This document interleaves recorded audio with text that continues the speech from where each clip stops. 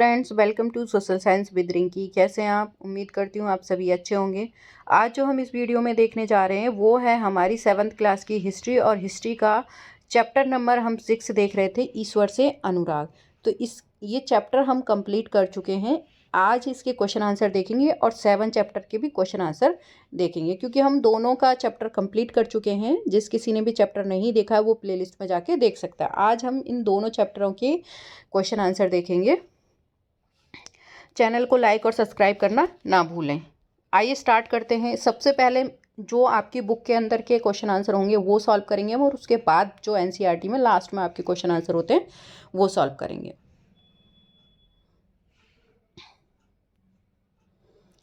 पहला क्वेश्चन है आपका, शंकर या रामानुज के विचारों के बारे में पता लगाने का प्रयत्न करें। आंसर है उनका जन्म 8वीं शताब्दी में केरल प्रदेश में हुआ था। उनके मुख्य विचार थे। सबसे पहले शंकर की बात हो रही है यहाँ पे, ठीक है, कि हम सबसे पहले शंकर के बारे में पढ़ेंगे। पहला है, वे अद्वैतवाद के समर्थक थे, जिसके अनुसार जीवात्मा और परमात्मा दोनों एक ही हैं। दूसरा है, उन्होंने यह शिक्षा दी कि ब्रह्मा जो एकमात्र या परम सत्य है वह निर्गुण और निराकार है। तीसरा है, उन्होंने हमारे चारों ओर के संसार को मिथ्यक या माया माना है, और संसार का परित्याग करने अर्थात संन्यास लेने और ब्रह्मा की सही प्रकृति को समझने और मोक्ष प्राप्त करने के लिए ज्ञान मार्ग को अपनाने का उपदेश दिया है। दूसरे हैं हमारे रामानुज। 11वीं शताब्दी में तमिलनाडु में पैदा हुए थे। वे विष्णु भक्त अलवार संतों से बहुत प्रभावित थे। उनके मुख्य विचार थे, मोक्ष प्राप्त करने का उपाय विष्णु के प्रति अनन्य भक्ति भाव रखना है। दूसरा था, भगवान विष्णु की कृपा दृष्टि से भक्त उनके साथ एकाकार होने का परमानंद प्राप्त कर सकता है। तीसरा है, रामानुज ने विशिष्टता द्वैत के सिद्धांत को प्रतिपादित किया, जिसके अनुसार आत्मा परमात्मा से जुड़ने के बाद भी अपनी अलग सत्ता बनाए रखती है। दूसरा क्वेश्चन है, बसवन्ना ईश्वर को कौन सा मंदिर अर्पित कर रहा है। बसवन्ना ईश्वर को शारीरिक रूप जो मंदिर है उसको अर्पित कर रहा है। तीसरा क्वेश्चन है, आपके विचारों से मीरा ने राणा का राजमहल क्यों छोड़ दिया। मीराबाई रविदास जो अस्पृश्य जाति के माने जाते थे उनकी अनुयायी बन गई थी। वे कृष्ण के प्रति समर्पित थी और उन्होंने अपने गहरे भक्ति भाव को कई भजनों में अभिव्यक्त किया। कृष्ण के प्रति समर्पित होने के कारण उन्हें राजमहल को छोड़ दिया। अब आपके ये जो क्वेश्चन है एनसीईआरटी के लास्ट जो एनसीईआरटी में आते हैं वो क्वेश्चन आंसर है। सबसे पहले आपको क्या करना है, पहला क्वेश्चन है, निम्नलिखित में मेल बिठाएं, कि मैचिंग्स वाले हैं आपको मिलान करना है। तो यहाँ आपके वो दे रखे हैं जो मतलब एक तरह से आपके एक साइड नाम दे रखे हैं, और जिसने जो विचारधारा मतलब जिसकी पूजा स्टार्ट करी थी उसका दे रखा है। यहाँ बुद्ध जो थे वो क्या करते थे, वो सामाजिक जो अंतर थे उन पर सवाल उठाते थे, ठीक है। अलवार कौन थे हमने अभी देखा था, पहले ये देख लेते हैं। शंकरदेव जुड़े थे नामगढ़ से। बुद्ध आपके हो गए सामाजिक अंतरों पर सवाल उठाया। निजामुद्दीन औलिया आपके क्या हो गए, सूफी संत। न्यानार आपके कौन से हो गए, शिव भक्त हो गए। और अलवार आपके विष्णु भक्त हो गए, ठीक है। एक बार देख लेते हैं। हाँ, यहाँ पहले का जो बुद्ध है उनको मैच किया है, सामाजिक अंतरों पर सवाल उठाया। शंकरदेव को नामगढ़ से, निजामुद्दीन औलिया सूफी संत, न्यानार शिव की पूजा, और अलवार विष्णु की पूजा। सेकंड क्वेश्चन है आपका, रिक्त स्थान की पूर्ति करें। पहला है, शंकर के समर्थक थे तो कौन थे, अद्वैतवाद, अद्वैत कहा गया इनको, अद्वैत के, ठीक है। दूसरा है, रामानुज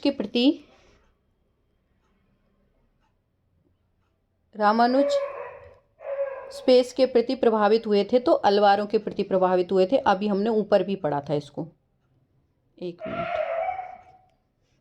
अलवार ना, तो किन से प्रभावित थे? अलवार, अलवार से प्रभावित थे। ठीक है, एक मिनट। अलवार, ठीक है। उसके बाद है फिलिंग द ब्लैंक्स दे रखे हैं और करके, और वीर शैव मत के समर्थक थे, तो कौन कौन थे? तो पहला आपका बसवन्ना हो गया, पहले उसमें बसवन्ना हो गया। उसके बाद हो गया आपका अलम्मा, और उसके बाद में अलम्मा प्रभु हो गया। उसके बाद में हो गया आपका अक्कम्मा देवी, देवी। ठीक है, एक बार नीचे देख लेना आप। ठीक है, महाराष्ट्र में भक्ति परंपरा का एक महत्वपूर्ण केंद्र था, कौन सा था? तो पंढरपुर। ये भक्ति का प्रमुख केंद्र था पंढरपुर। यहाँ देख सकते हैं, कै में अद्वैत, खे में अलवार, गे में बसवन्ना, अलम्मा प्रभु और आपका अकम्मा देवी, पंढरपुर। ठीक है, तीसरा क्वेश्चन है, नामपंथियों, सिद्धों और योगियों के विश्वासों और आचार विचारों का वर्णन करें। आंसर है, नामपंथी, सिद्ध और योगी इस काल में अनेक ऐसे धार्मिक समूह उभरे जिन्होंने साधारण तर्क वितर्क का सहारा लेकर रूढ़िवादी धर्म के कर्म कांडों और अन्य बनावटी पहलुओं तथा सामाजिक व्यवस्था की आलोचना की। उनमें नामपंथी सिद्धाचार और योगी जन उल्लेखनीय हैं। उन्होंने संसार का त्याग करने का समर्थन किया। उनके विचारों से निराकार परम सत्य चिंतन मनन और उसके साथ एक हो जाने की अनुभूति ही मोक्ष का मार्ग है। इसके लिए उन्होंने योगासन, प्राणायाम और चिंतन मनन जैसी क्रियाओं के माध्यम से मन एवं शरीर को कठोर प्रशिक्षण देने की आवश्यकता पर बल दिया। उनके द्वारा की गई रूढ़िवादी धर्म की आलोचना ने भक्ति मार्गिक धर्म के लिए आधार तैयार किया, जो आगे चलकर उत्तरी भारत में लोकप्रिय शक्ति बना। 4 क्वेश्चन है, कबीर द्वारा अभिव्यक्त प्रमुख विचार क्या क्या थे? उन्होंने इन विचारों को कैसे अभिव्यक्त किया? कबीर द्वारा अभिव्यक्त प्रमुख विचार, पहला था, कबीर निराकार परमेश्वर में विश्वास करते थे। दूसरा, भक्ति के माध्यम से ही मोक्ष यानी मुक्ति प्राप्त हो सकती है। तीसरा था, हिंदू और इस्लाम धर्म में व्याप्त कुरीतियों की आलोचना की। चौथा, प्रत्येक व्यक्ति को ईश्वर के प्रति प्रेम भाव रखना चाहिए। पांचवा, हिंदू और मुसलमान एक ही ईश्वर की संतानें हैं। और छठा है, धर्म का अंतर अथवा भेदभाव मानव द्वारा बनाया गया है। पांचवा क्वेश्चन है हमारा, सूफियों के प्रमुख आचार व्यवहार क्या थे? आंसर है, सूफियों के प्रमुख आचार व्यवहार, पहला है, सूफी पंथ धर्म के बाहरी आडंबरों को अस्वीकार करते हुए ईश्वर के प्रति प्रेम और भक्ति तथा सभी मनुष्यों के प्रति दया भाव रखने पर बल देते थे। सेकंड है, सूफी संत ईश्वर के प्रति ठीक उसी प्रकार जुड़ा रहना चाहते थे जिस प्रकार एक प्रेमी दुनिया की परवाह किए बिना अपनी प्रियतमा के साथ जुड़ा रहना चाहता है। तीसरा है, ईश्वर एक है, इसे प्रेम, साधना और भक्ति द्वारा प्राप्त किया जा सकता है। छठा क्वेश्चन है, आपके विचारों से बहुत से गुरुओं ने उस समय प्रचलित धार्मिक विश्वासों तथा प्रथाओं को अस्वीकार क्यों किया? आंसर है, बहुत से गुरुओं ने उस समय प्रचलित धार्मिक विश्वासों तथा प्रथाओं को निम्न कारणों से अस्वीकार किया। पहला था, प्राचीन काल से चले आ रहे ऐसे धार्मिक कर्मकांड जिसमें कई तरह की कुरीतियां व्याप्त हो गई थी। दूसरा था, प्राचीन काल से चली आ रही धार्मिक रीति रिवाज एवं प्रथाओं से काफ़ी जटिलताएं आ गई थी। तीसरा है, उस समय प्रचलित धार्मिक विश्वास तथा प्रथाएं समानता पर आधारित नहीं थी, कई वर्गों के साथ काफ़ी भेदभाव किया जाता था। सातवां है, बाबा गुरु नानक की प्रमुख शिक्षाएं क्या थी? बाबा गुरु नानक की प्रमुख शिक्षाएं निम्नलिखित हैं। एक ईश्वर की उपासना करनी चाहिए। दूसरी है जाति पाति और भेदभाव की भावना से दूर रहना चाहिए। तीसरा है ईश्वर की उपासना करनी चाहिए, दूसरों का भला करना चाहिए तथा अच्छे विचार अपनाने चाहिए। चौथा है उनके उपदेशों को नाम जाप कीर्तन करना तथा बड़ छांकने के रूप में याद करना चाहिए। 8वां क्वेश्चन है जाति के प्रति वीर शैवों तथा महाराष्ट्र के संतों का दृष्टिकोण कैसा था, चर्चा करें। आंसर है आपका जाति के प्रति वीर शैवों के विचार। वीर शैवों ने सभी प्राणियों की समानता के पक्ष और जाति तथा नारी के प्रति व्यवहार के बारे में ब्राह्मणवादी विचारधारा के विरुद्ध अपने प्रबल तर्क प्रस्तुत किए। इसके अलावा वे सभी प्रकार के कर्म कांडों और मूर्ति पूजा के विरोधी थे। जाति के प्रति महाराष्ट्र के संतों के विचार। महाराष्ट्र के संतों में ज्ञानेश्वर, नामदेव, एकनाथ तथा तुकाराम आदि महत्वपूर्ण थे। इन संतों ने सभी प्रकार के कर्मकांडों, पवित्रताओं के ढोंग और जन पर आधारित सामाजिक अंतरों का विरोध किया। 9वां क्वेश्चन है आपके विचार से जनसाधारण ने मीरा की याद को क्यों सुरक्षित रखा। आंसर है हमारे विचारों से जनसाधारण ने मीरा की याद को निम्नलिखित कारणों से सुरक्षित रखा। पहला था मीराबाई एक राजपूत राजकुमारी थी। उनका विवाह मेवाड़ के राज परिवार में हुआ था। फिर भी उन्होंने रविदास जो अस्पृश्य जाति के से संबंधित थे को अपना क्या किया था, उन्होंने गुरु बनाया था।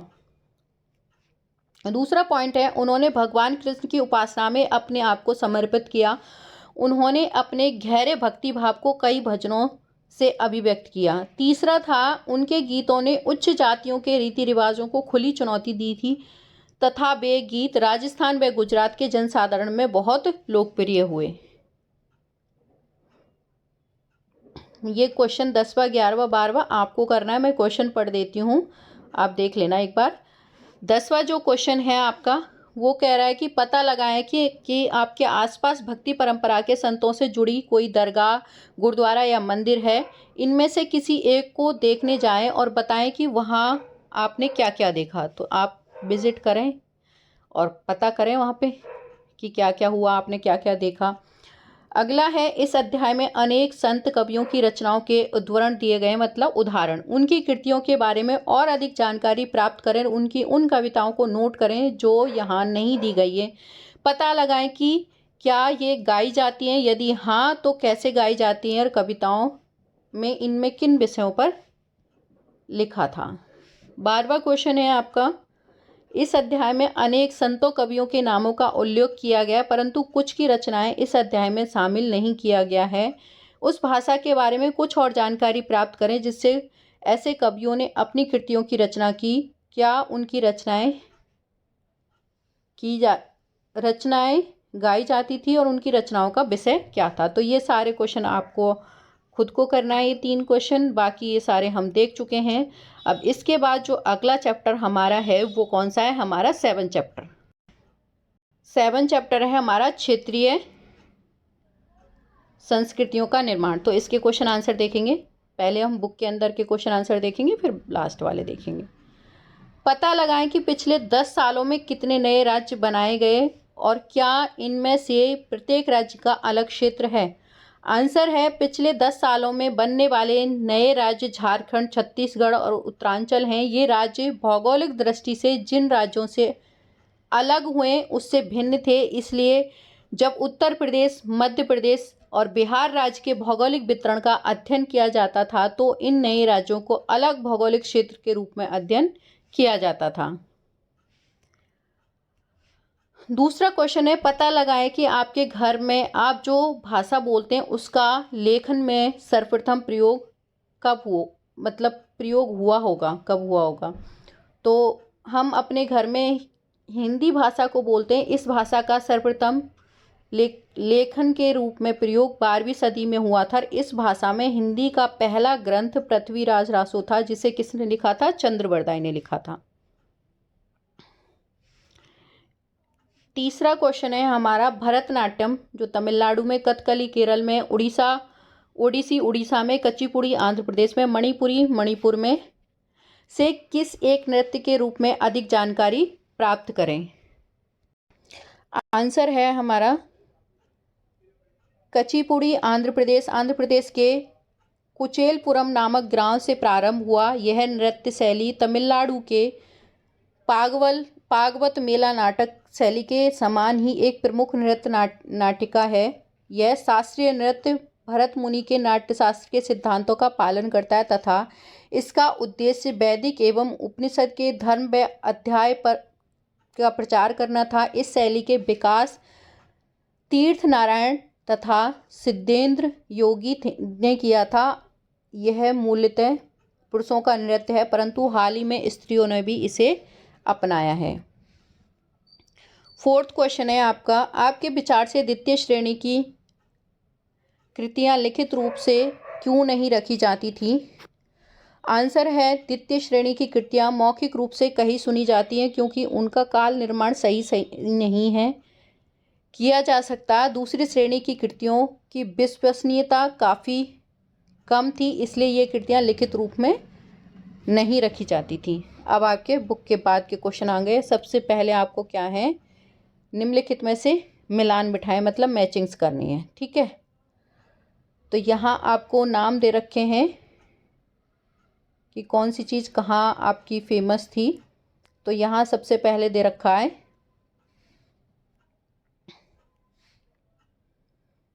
अंतरवर्मन, ये आपका उड़ीसा से रिलेटेड है। जगन्नाथ पुरी, ठीक है, और आपका ये हो गया मयोदरम, ये केरल से रिलेटेड है आपका। लीला तिल, ये हमने पढ़ा था, ये जो लीला तिलकम था ये भी आपका कहाँ, केरल से रिलेटेड है। तो केरल 2 दे रखे हैं, तो आपका एक तो इससे ये जुड़ गया, ये जुड़ गया। ठीक है, उसके बाद आपका रह गया है मंगल काव्य और लघु चित्र। तो मंगल काव्य आपका जुड़ा हुआ है कांगड़ा से और लघु चित्र आपका बंगाल हो गया। ठीक है, एक बार ये देख लेते हैं। अनंतवर्मन उड़ीसा, जगन्नाथ पुरी महोदयपुरम केरल, लीला तिलकम केरल, मंगल काव्य कांगड़ा और लघु चित्र बंगाल। सेकंड क्वेश्चन है, मणि प्रबालम क्या है? इस भाषा में लिखी पुस्तक का नाम बताएं। मणि प्रबालम एक भाषा शैली है। मणि प्रबालम का शाब्दिक अर्थ होता है हीरा और मूंगा, जो यहाँ 2 भाषाओं संस्कृत और क्षेत्रीय भाषा के साथ साथ प्रयोग की ओर संकेत करता है कि इसमें 2 भाषाएं, क्षेत्रीय भाषा भी और संस्कृत भी यूज़ की गई थी। कथक के प्रमुख संरक्षक कौन थे? राजस्थान के राज दरबार और लखनऊ के नवाब नृत्य शैली के प्रमुख संरक्षक थे। अवध के अंतिम नवाब वाजिद अली शाह के संरक्षण में यह एक प्रमुख कला के रूप में उभरा। चौथा क्वेश्चन है, बंगाल के मंदिरों की स्थापत्य कला के महत्वपूर्ण लक्षण क्या हैं? आंसर है बंगाल के मंदिरों की स्थापत्य कला के महत्वपूर्ण लक्षण। पहला है स्थानीय देवी देवताओं, जो पहले गांव में छान छप्पर वाली झोपड़ियों में पूजे जाते थे। दूसरा, मंदिरों की शक्ल या आकृति बंगाल की छप्पर झोपड़ियों की तरह 2 चाला 2 छतों वाली और चौचाला 4 छतों वाली होती थी।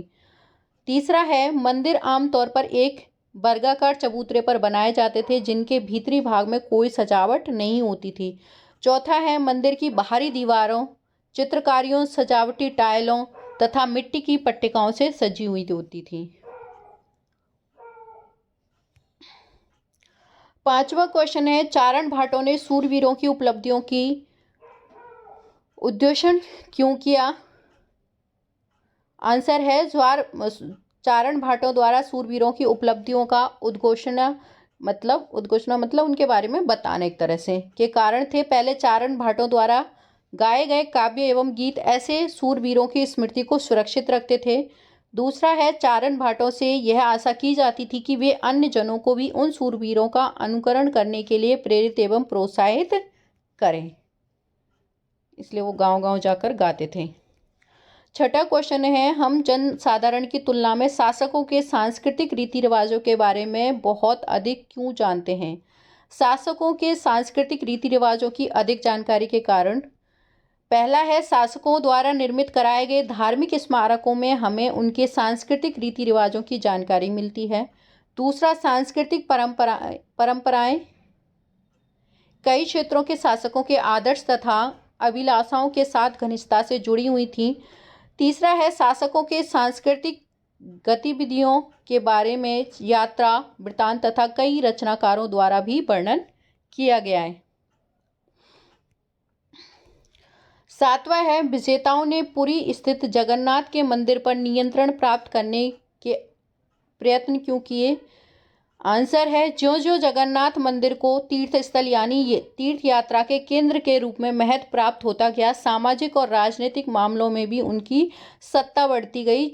जिन्होंने भी उड़ीसा को जीता, जैसे मुगल, मराठे और अंग्रेज ईस्ट इंडिया कंपनी, सब ने इस मंदिर पर अपना नियंत्रण स्थापित करने का प्रयत्न किया। वे सब महसूस करते हैं कि मंदिरों पर नियंत्रण प्राप्त करने से स्थानीय जनता में उनका शासन स्वीकार हो जाएगा। आठवां है आपका क्वेश्चन, बंगाल में मंदिर क्यों बनाए गए? बंगाल में 15वीं शताब्दी के बाद वाले वर्षों में मंदिर बनाने का दौर जोरों पर रहा, 19वीं सदी तक चला। मंदिर निर्माण के कई कारण थे। आंसर पहला है, मंदिर और अन्य धार्मिक भवन अक्सर उन व्यक्तियों या समूह द्वारा बनाए जाते थे जो शक्तिशाली बन रहे थे।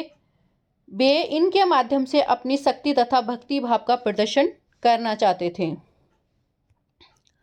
दूसरा पॉइंट है आपका, बंगाल में जैसे जैसे लोगों की सामाजिक तथा आर्थिक स्थिति सुधरती गई, उन्होंने इन मंदिरों स्मारकों के निर्माण के माध्यम से अपनी परिस्थिति या प्रतिष्ठा की घोषणा कर दी।